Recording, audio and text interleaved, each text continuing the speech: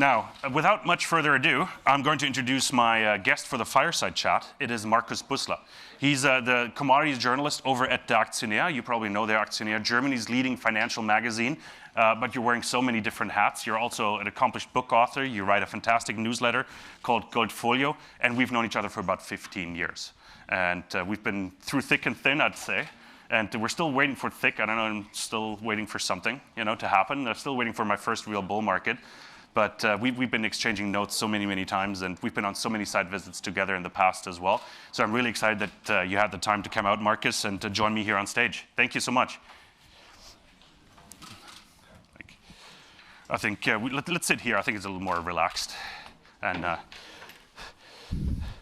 oh, and by the way, this is a fireside chat, but if you have an urgent question, just raise it. We're going to talk about what makes, oh, this is a low.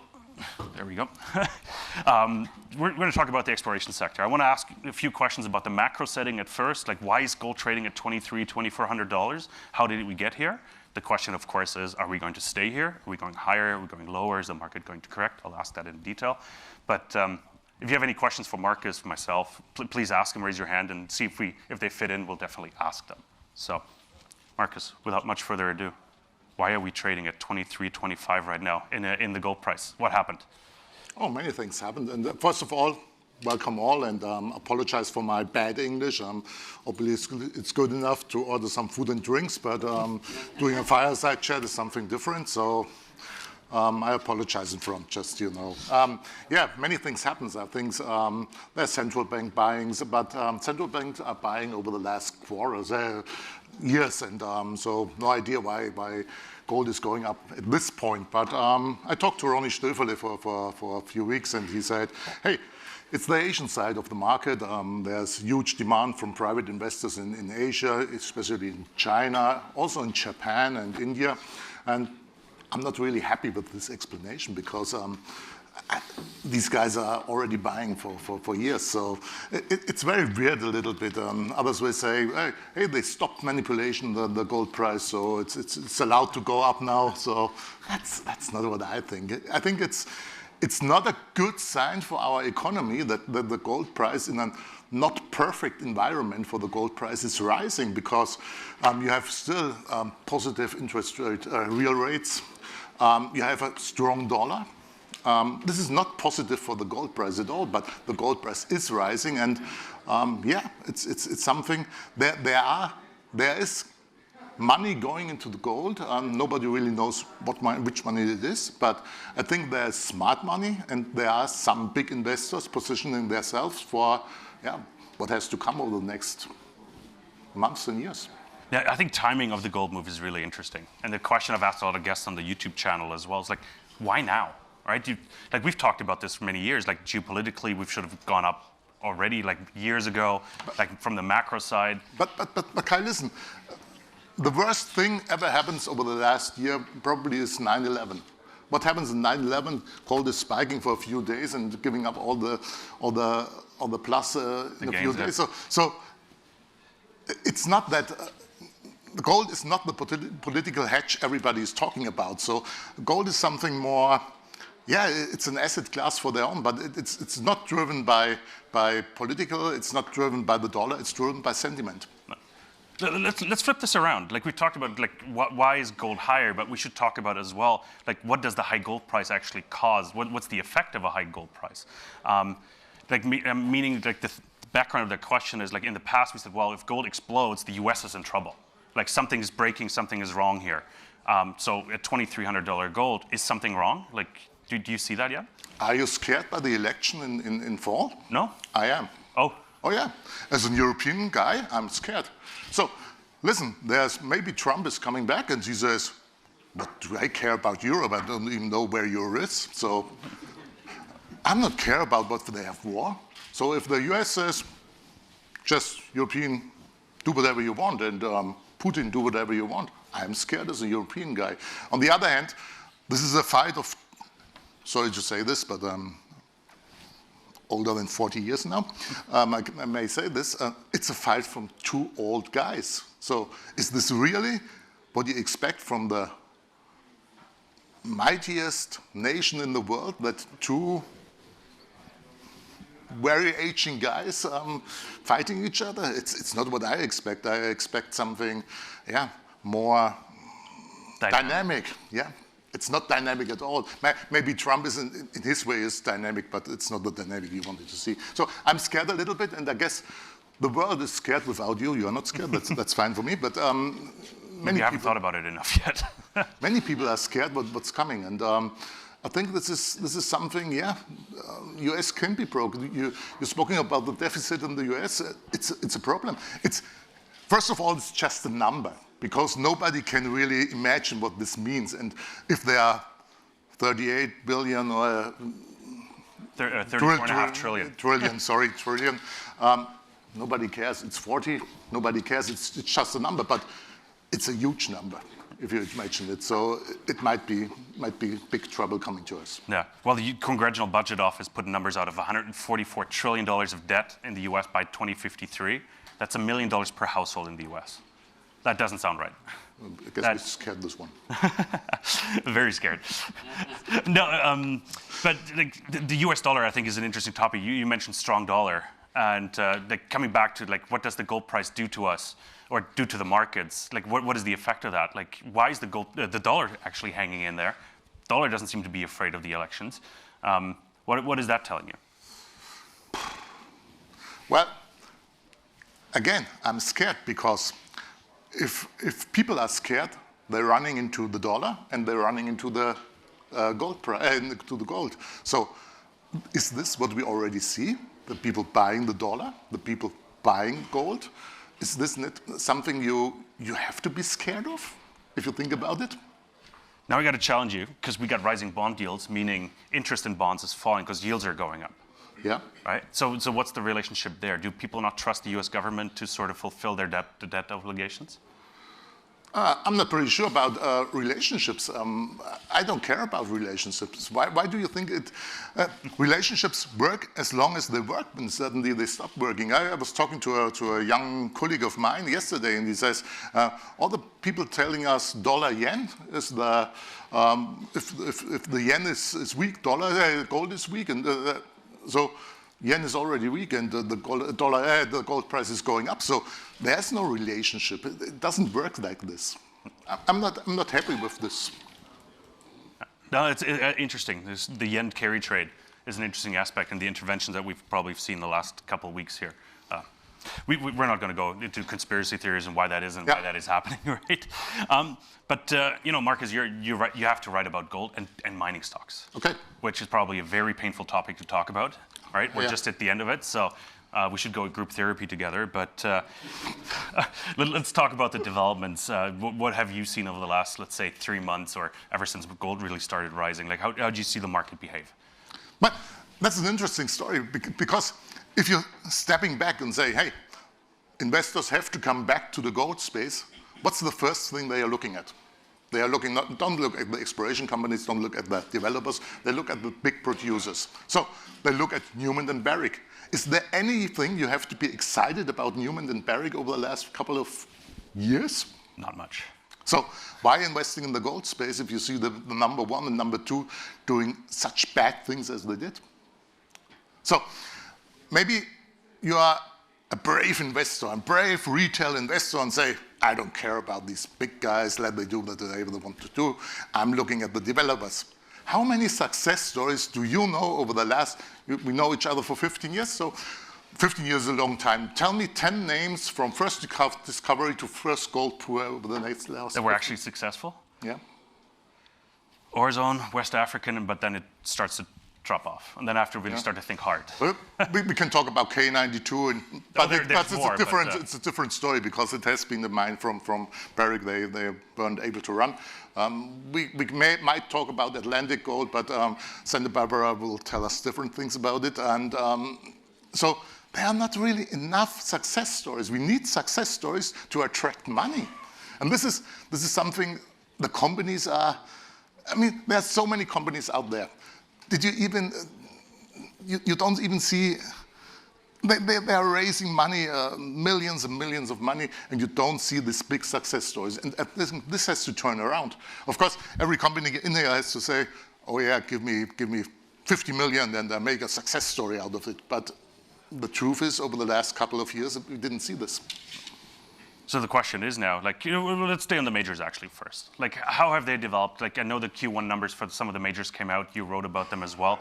How have they been impacted by the higher gold price? Yeah, we saw, of course, Newman was a success on the good side, but we don't expect much from these companies. The expectations are so low, it's easy to beat them now. Even Barrick, I mean, we saw these first production numbers of Barrick, and everybody was like, 940,000 ounces? Come on, that's what you're producing. It was a shock because it's the number 2 producer in the world, and he didn't even produce 1 million ounces per quarter. Yes, that was a shock for everybody. But at the end of the day, we have a gold price with $2,300 right now. So this helps the companies making cash flow, and this should help them invest in their mines and probably develop new projects. I mean, Barrick is going to Pakistan with Ray Critique. Everybody's a little bit scared because we all remember the Pascu Alamos story in Argentina, Chile. So, yeah, but more money, higher cash flow, gives them the chance to develop new projects and invest in their existing projects. But the share prices, like based on the quarterly results, haven't really moved. Like the new one jumped up a little bit, but it's been fairly muted, right? Like, and a lot of people said, well, once the Q numbers come out, the Q1 numbers at the higher gold price, people see those companies generate free cash flow. It should be a trigger for the overall market to move. But it hasn't been. But Kai, what did these companies do over the last couple of years? They say, hey, we don't invest in growth, we paying dividends, we buying back shares, but growth, no. Did they get rewarded for this policy? No. Yeah, and at this point, some guys like Tom Palmer, Mark Bristow, has to think about, hey, investors don't don't buy our shares because of dividends, because of share buyback. Perhaps they want growth. So this is the thing, they have to turn around the mind. They have to think new and say, hey, let's step back to growth and not say, hey, we are 3% dividend yield or 3.5% dividend yield, because nobody really cares about it. Who in the audience cares about dividends from mining stocks? Mining stocks, from mining stocks. Do you want a Barrick dividend? Curious, 1, 2? We got a 10% quarterly dividend apparently this year, so for the first quarter. Claude, you had a question real quick. Does it fit? Don't you think now, with the price of gold much higher, I think the cost will not go up too much. So this means there's going to be huge margin expansion. Is Absolutely. that your agreement? Absolutely. Because if that's the case, we're going to have a re-rating. Yeah, agreed with you. Absolutely. I don't think the great inflationary pressure is over. We have this 20% jump in costs over 2022. But I guess the big deflationary pressure is over, and costs won't rise that quick. Maybe, and this is the dangerous side of this game. If the gold price stays at $2,500, some projects with higher costs will come into production because they say, okay, it's okay now to mine them. But this will take several years, I guess. So I agree with you. Fantastic. No. Value versus growth, I think, is a really interesting discussion because personally I don't care about a dividend. I want to see the stocks perform and the companies to replenish their reserves, and ideally the mining stocks I bought, the junior mining stocks I bought. Absolutely, this is something that's absolutely missing. But that's probably one of the worst case from something like Newman. They're selling, producing mines. So as a producer, you have to ask yourself, why taking the risk of developing a project buying by an exploration company, just buy a producing mine. It's less risky. Yeah. Well, that's what BHP is doing. Like, yeah. BHP made an offer for Anglo American. By the way, Glencore is stepping in now. Oh, apparently. Okay, are they? They're thinking about it. Yeah, okay. Thinking about it. Well, at least he's probably checking numbers. But let's talk about it, like, because they made an offer roughly $40 billion for Anglo American instead of buying, let's say, all the Lundin companies in Argentina, being it NGX or Filo and whatever you have there. Is that a shortcut to production, as you said? Like, do you see that more? Like, are they just chasing their own assets? Yeah, I think they do. But to be honest, if you develop your own mine. You can develop the way you want to develop it.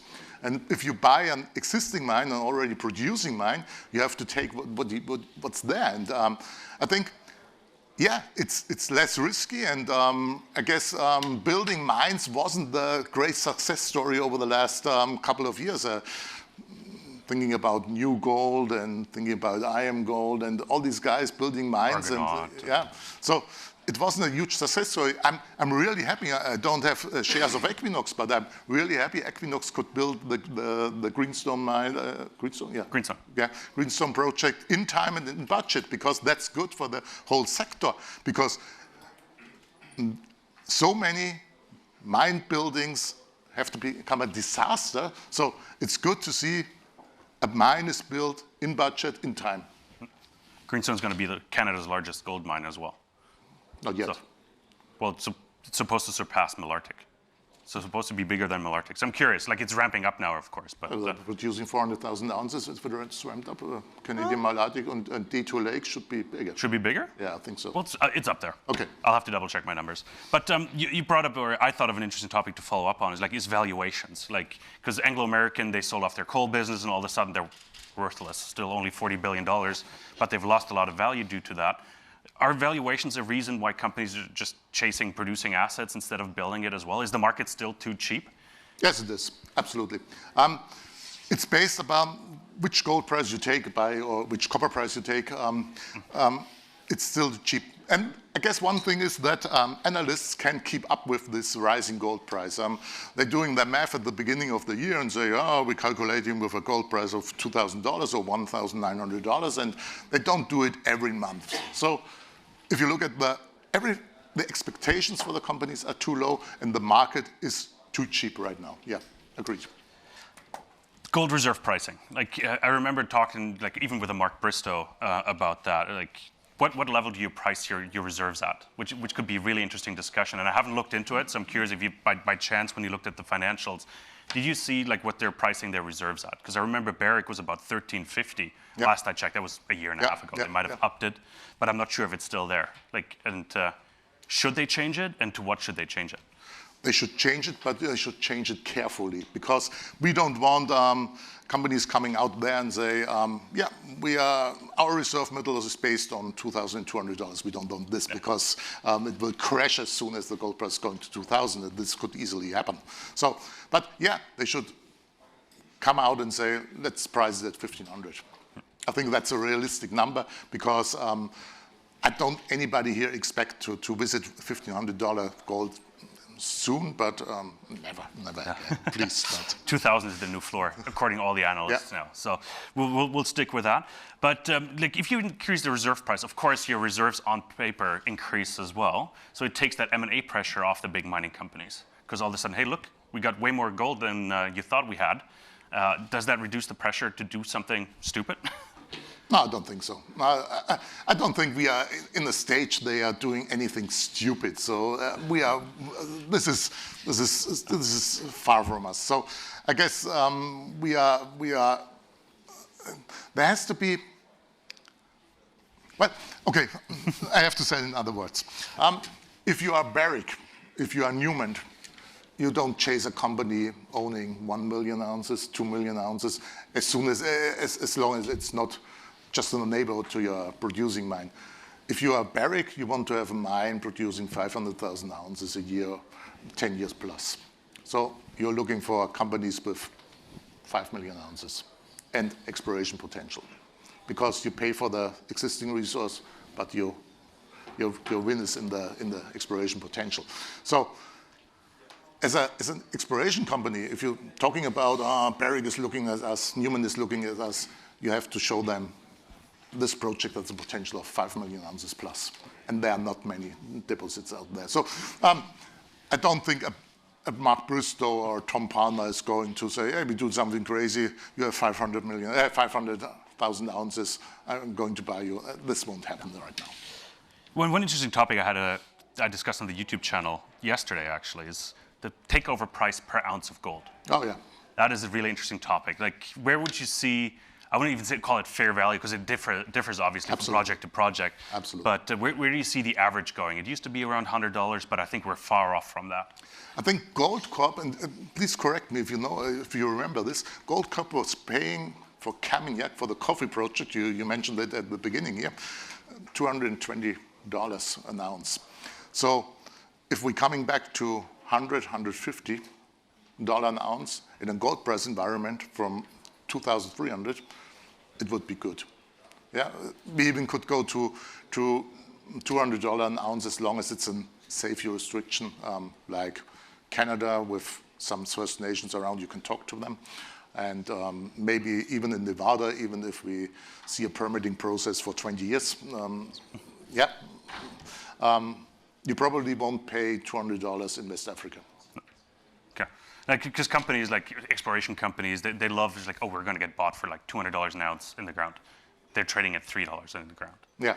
Right? Like, it's more of a reality check. And I think the average has come down to like $30, $40 at best. But this depends on, where's the permitting process of this mine? So do you have already an environmental permit?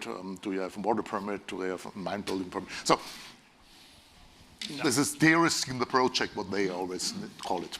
I have one more question before we talk about like what are you investing in these days, but it's jurisdiction. You hinted at it, like where do you see, where's tier one for you? It's like I know you're following a number of companies also in Africa, so I'm curious, like what do you make of jurisdictions? And I know you sold B2 Gold the other day because of the troubles in Mali. Yeah. So I'm curious what your thoughts are.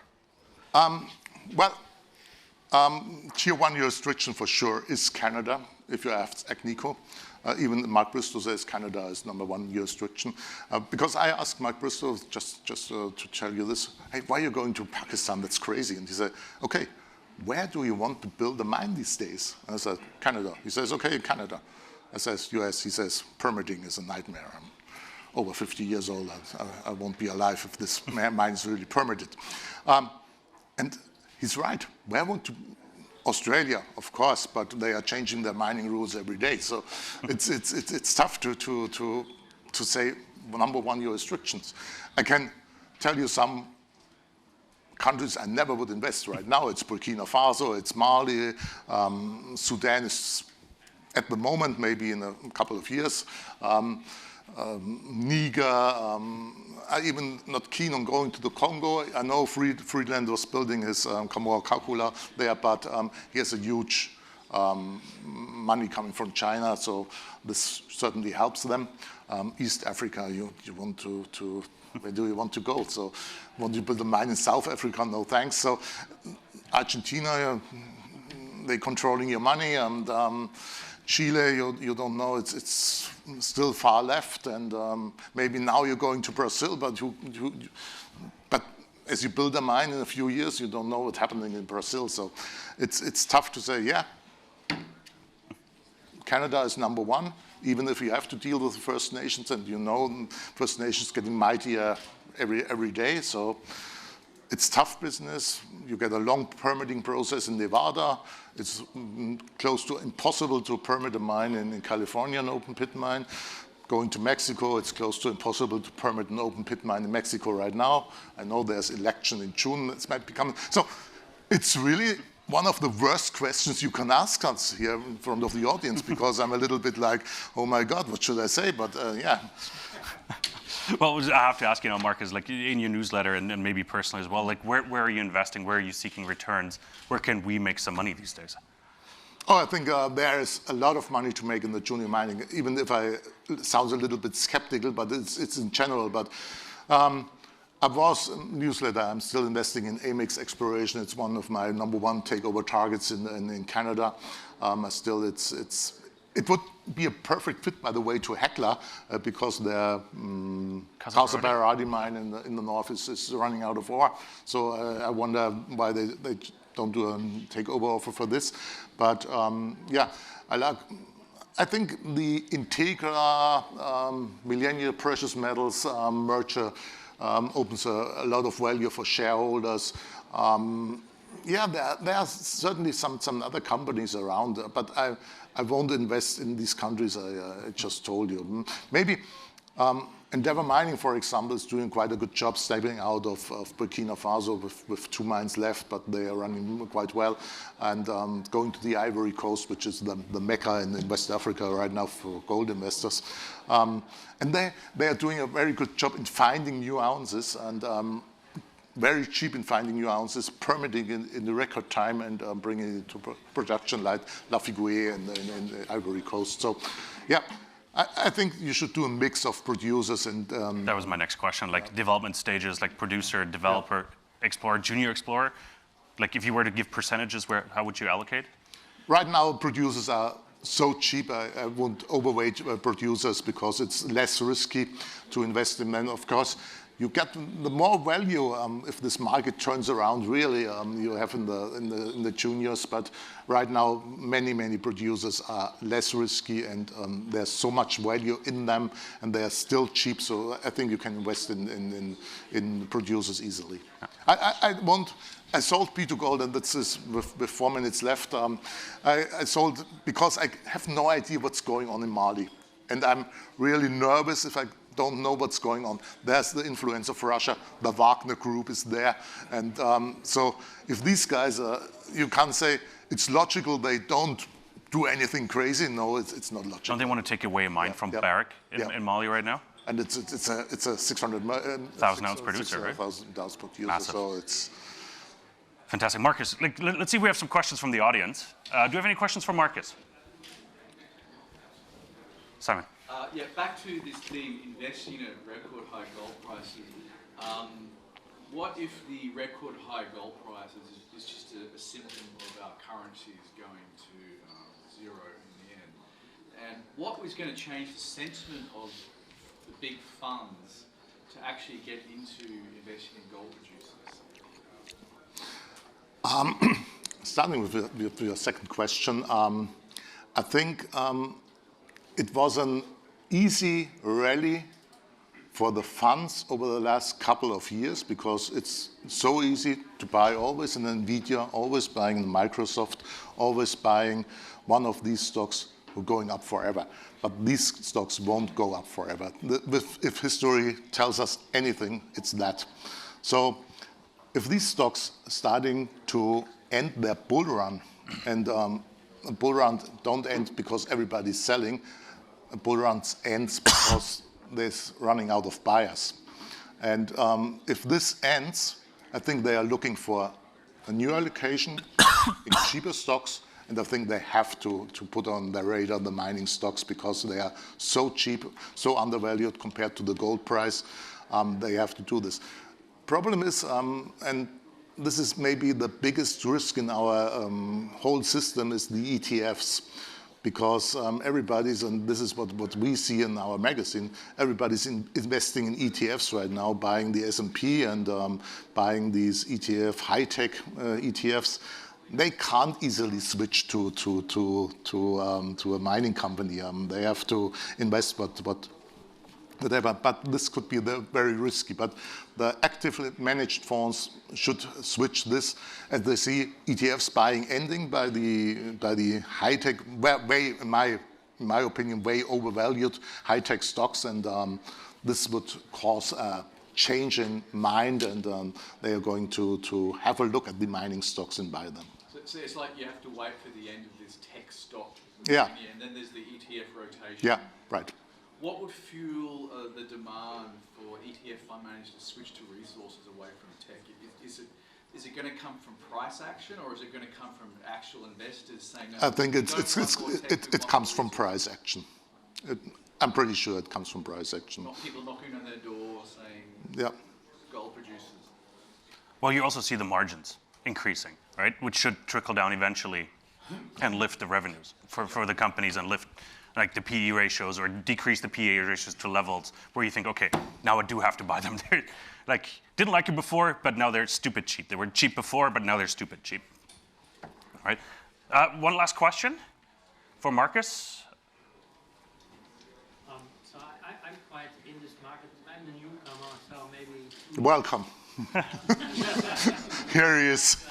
Welcome to Thunderdome. My question is, you are quite, most of you are maybe quite much longer in the market. so it's quite depressing what you are telling. Is this a normal cycle? Or were the other cycles before similar? Is something different now fundamentally? It's a very good question. Compared to the past? I think we already had such a cycle after the dot-com bubble bursts in 2000. The gold price was going up. By the way, interest rate was going up in the same period of time. It was 2002 to 2007. Then got this financial crisis in 2008, 2009, and then got this last spike to 1921. Yeah, we had this before, and I think they are at the early stage of a similar bull run. It's a very good question. We're out of time, sadly. Okay. To answer his question, you can check the chart of gold stocks ratio versus S&P. It's way down. It's about to turn around. Fantastic. Markus, thank you so much. Really appreciate you coming on here for this fireside chat.